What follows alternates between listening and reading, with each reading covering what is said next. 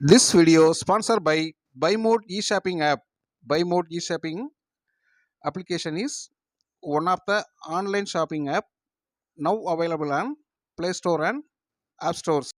Hello friends, நம்ம வீட்டுக்கு தேவையான காய்கறிகள் மற்றும் மளிகை பொருட்கள் போன்றவற்றை நம்ம பைமோட் ஆப்பில் ஷாப்பிங் பண்ணுறது மூலமாக விலை குறைவாகவும் தரமானதாகவும் உங்களுக்கு கிடைக்கிறதுக்கு வாய்ப்பு இருக்குது. இதை நீங்கள் பயன்படுத்துறது மட்டும் இல்லாமல் உங்களோட நண்பர்களுக்கும் உறவுகளுக்கும் சொல்லுங்கள்.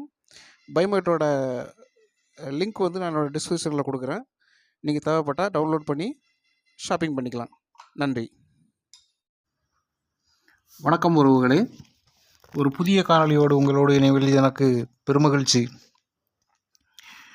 சமீபத்தில் ஆன்லைனில் பாதிக்கப்பட்ட ஒரு நபர் தனக்கான நிவாரணத்தை எப்படி தேடிக்கிட்டார் அப்படிங்கிறத இந்த வீடியோ மூலமாக நம்ம தெரிஞ்சுக்கலாம். வாங்க வீடியோக்குள்ளே போகலாம். சென்னை அயனாவரத்தை சேர்ந்தவர் மதுமிதா. இவர் சென்னை வடக்கு நுகர்வோர் ஆணையத்தில் தாக்கல் செய்த மனுவில் கூறியிருந்ததாவது: கடந்த 21/7/2023 அன்று எனது செல்போனுக்கு ஒரு அழைப்பு வந்தது. அப்பொழுது மறுமுனையில் பேசிய நபர் மும்பை சைபர் கிரைம் போலீஸிலிருந்து பேசுவதாகவும் நான் அனுப்பிய பார்சலில் போதைப் பொருட்கள் இருந்ததாகவும் தெரிவித்தார்.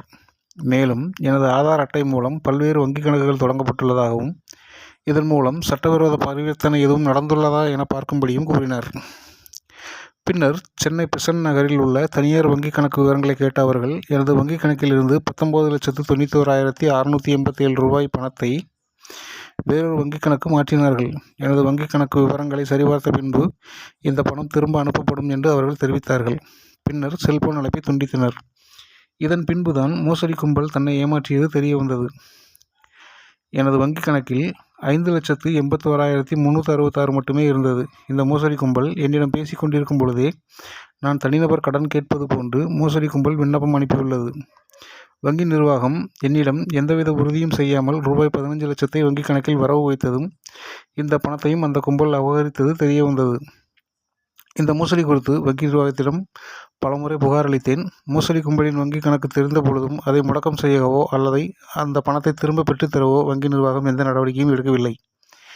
எனவே எனது வங்கி கணக்கில் இருந்து மோசடி கும்பல் அபகரித்த பணத்தை திரும்ப வழங்க வேண்டும் என்று அந்த விண்ணப்பத்தில் கூறப்பட்டிருந்தது. இந்த மனு மீதான விசாரணை ஆணையத்தின் தலைவர் கோபிநாத், உறுப்பினர்கள் கவிதா கண்ணன், ராமமூர்த்தி ஆகியோர் முன்னிலையில் நடந்தது. மனுவை விசாரித்த ஆணையம், மனுதாரர் தான் தனிநபர் கடன் கேட்டு விண்ணப்பித்தாரா என்பதை உறுதி செய்யாமல் வங்கி நிர்வாகம் கடன் அனுமதித்தது சேவை குறைபாடாகும். எனவே மனுதாரருக்கு அனுமதிக்கப்பட்ட 15,04,101 ரூபாய் கடன் ரத்து செய்யப்படுகிறது. மோசடி கும்பலின் வங்கி கணக்கு விவரம் தெரிந்த போதும் பணத்தை திரும்ப பெற்றுத் தருவதற்கு வங்கி நிர்வாகம் எந்த நடவடிக்கையும் எடுக்காத காரணத்தால் மனுதாரனின் வங்கிக் கணக்கில் இருந்து மோசடி கும்பல் அபகரித்த 4,87,586 மனுதாரருக்கு திரும்ப வழங்க வேண்டும். மேலும் மன உளைச்சலுக்காக 2 லட்சமும் வழக்கு செலவுக்காக 10,000மும் மனுதாரருக்கு வழங்க வேண்டும் என உத்தரவிட்டது. என்ன உறவுகளே, தான் ஏமாற்றப்பட்ட பொழுதும் தைரியமாக அதற்கான நடவடிக்கைகளை எடுத்து தனக்கான நிவாரணத்தை தேடிக்கொண்ட இந்த நபர் போன்று எல்லோருமே தவறி போகிறது வாழ்க்கையில் சகஜமாக நடக்கிற ஒன்று தான். ஆனால் அதுக்கான நிவாரணத்தை எப்படி வாங்கிறது, எப்படி அதிலிருந்து மீண்டும் வெளியே வர்றது அப்படிங்கிறத நம்ம ஒவ்வொருத்தரும் சிந்திக்கணும். இழப்புகள் ஏற்படும் போது முடங்காமல் தைரியமாக எதிர்த்து நிற்கணும். இந்த காணொளி உங்களுக்கு மிகவும் பயனுள்ளதாக இருந்திருக்கும் என்று நம்புகிறேன். மீண்டும் ஒரு புதிய காணொளியோடு உங்களோடு விரைவில் இணைகிறேன். நன்றி, வணக்கம்.